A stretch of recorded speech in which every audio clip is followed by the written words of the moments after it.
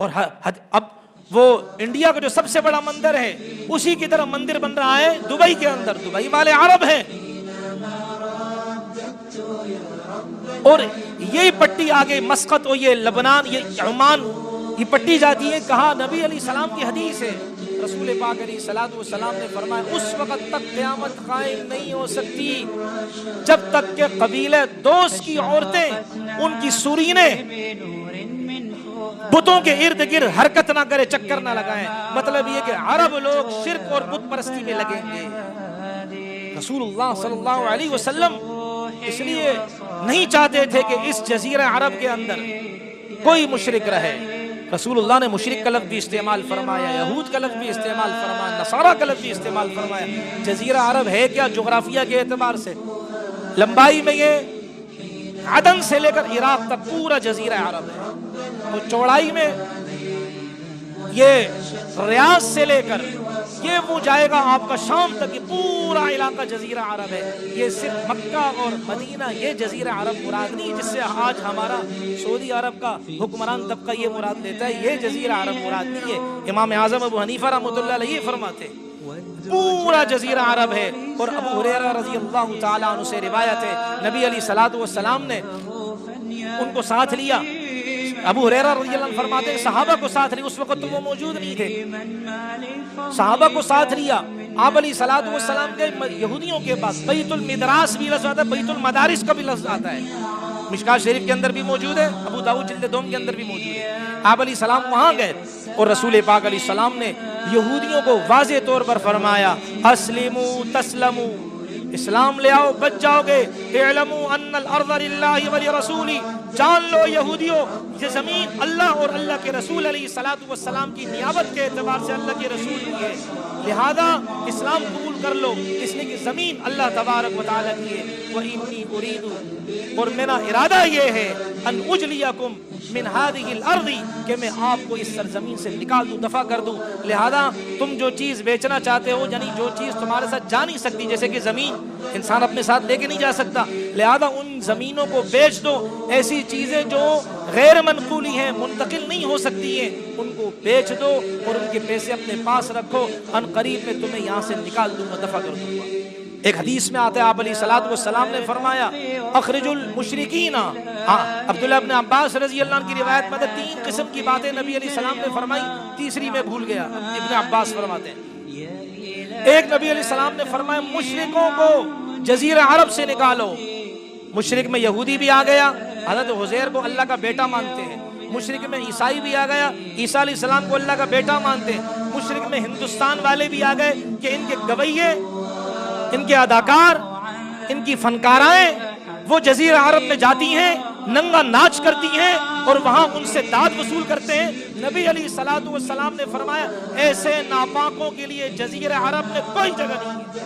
اتنی واضح روایت ہے. رسول پاک علیہ الصلوۃ والسلام نے فرمایا لا تصلح دینان فی ارض, ایک زمین میں 2 دین نہیں رہ سکتے, نہیں پنپ سکتے. دین اسلام واحد ہے, اس کے ساتھ نہ عیسائیت رہے گی نہ اس کے ساتھ یہودیت رہے گی.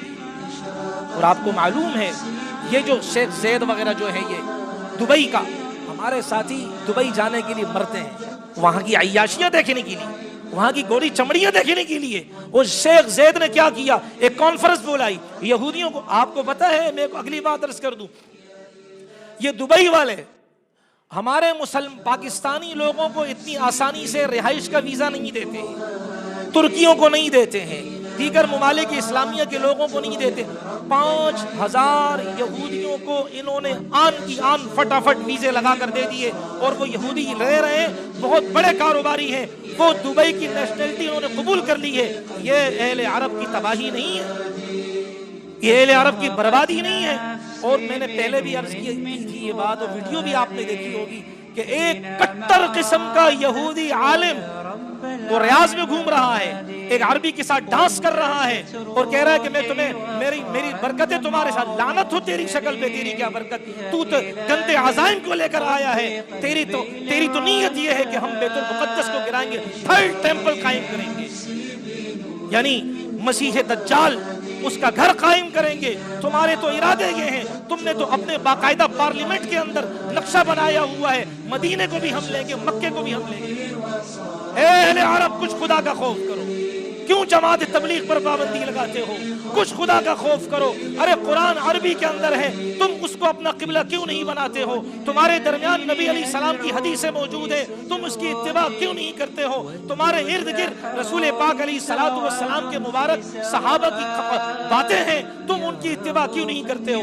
تم آئے دن نبی علیہ السلام کے صحابہ کے بابرکت چیزوں کو، جگہوں کو میٹ کر رہے ہو، بلڈوز کر رہے ہو۔ اور سلمان خان آیا، کوئی چونے کی کوئی چیز تھی، اس فریم میں اس کے ہاتھوں کے پرنٹ لیے کہ اس کو ہم اپنے پاس محفوظ کریں گے، یہ بابرکت چیز ہوگی۔ ارے ناچنے والا گویا، اس کے ہاتھوں کے پرنٹ اور نقوش تم اپنے گھر میں سجانے کو فخر محسوس کرتے ہو، اور صحابہ کی بابرکت چیزوں کو تم نے کتنا بلڈوز کیا، کل کو نبی کے صحابہ کے سامنے تم کیا جواب دو گے؟ اس لیے رسول اللہ نے فرمایا ویل للعرب من شر قد اقترب، ہلاکت اور بربادی ہو عرب کے لیے، اب ان کی بربادی قریب آ گئی۔ اور یہ وہی طریقہ ہے جس دھرتی پر اللہ کا قرآن اترا تھا، جس دھرتی پر نبی علیہ السلام کے سینے اثر پر اقرا بسم ربک الذی خلق کی آیتیں اتری تھی، جس دھرتی پر اللہ تعالیٰ نے رسول پاک علیہ السلام پر یا ایھا الذین آمنوا لا تتخذوا عدوی وعدوکم والی آیتیں اتاری تھی، جس دھرتی پر لن ترضی عنک الیہود ولا النصارى حتی تتبع ملتهم والی آیتیں اتاری تھی،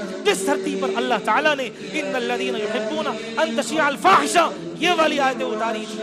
آج تم نے اسی دھرتی کو ان ظالموں اور ناپاک لوگوں کے وجود سے ناپاک کرنا شروع کر دیا، نبی علیہ السلام کی روح مبارک کو تڑپانا شروع کر دیا۔ یہ تبلیغ والوں کو ان سے تمہیں کیوں چڑ ہے؟ مولانا الیاس رحمۃ میں بات آج زیادہ ہو رہی ہے، جب غالباً پہلا یا دوسرا حج تھا، مولانا الیاس رحمۃ اللہ علیہ گئے تھے وہاں، آخری بات عرض کرتا ہوں، وہاں گئے، انہوں نے ان سے کہا، یہ مدینہ کا جو والی تھا اس سے بات کی کہ بھائی ہم تو یہ بات کرنے آئے ہیں۔ احد گئے، وہاں کے بدوؤں دیہاتیوں سے کہا، ارے بھائی یہ لے لو، ہذہ بضاعتنا ردت الینا، جس طرح یوسف علیہ السلام نے اپنے بھائیوں کے اس غلے کے اندر ان کی چیزیں واپس لوٹا دی تھی، تو جب انہوں نے غلہ کھولا ان کا سامان واپس نکل آیا اور انہوں نے کہا ابا جان ہمارا سامان دوبارہ لوٹا دیا گیا۔ حضرت مولانا الیاس رحمۃ اللہ علیہ نے ان احد والوں کو، ان احد کے بدوؤں کو یہ پیغام دیا، ارے یہ سامان تو آپ کا تھا، توحید یہاں سے نکلی تھی، رسول اللہ کی دعوت یہاں سے چلی تھی، آپ کا سامان آپ کو لوٹانے آئے ہیں، تم ہمارا محور ہو، تم ہمارا قبلہ ہو، تم ہمارا سب کچھ ہو، تم اس دعوت کو عام کرو، ہمارا ساتھ دو، ہم کو نئی چیز اختراعی چیز لے کر نہیں آئے، یہ وہی سامان ہے جو کوہ صفا پر جناب محمد الرسول اللہ صلی اللہ علیہ وسلم نے جس کی تبلیغ کی تھی، ہذہ بضاعتنا ردت الینا، یہ سامان تمہیں دینے آئے ہیں، تم آواز لگاؤ، انسانیت کو اللہ کی طرف دعوت دینے کی ترتیب بناؤ۔ مولانا الیاس رحمۃ اللہ علیہ اس درد کے ساتھ کہتے کہ تم ہمارا ساتھ دو، غلطی ہو ہماری اصلاح کرو۔ لیکن والی مدینہ نے توثیق کی، دوسرے عربوں نے توثیق کی، آپ جو کام کر رہے ہیں صحیح کام کر رہے ہیں۔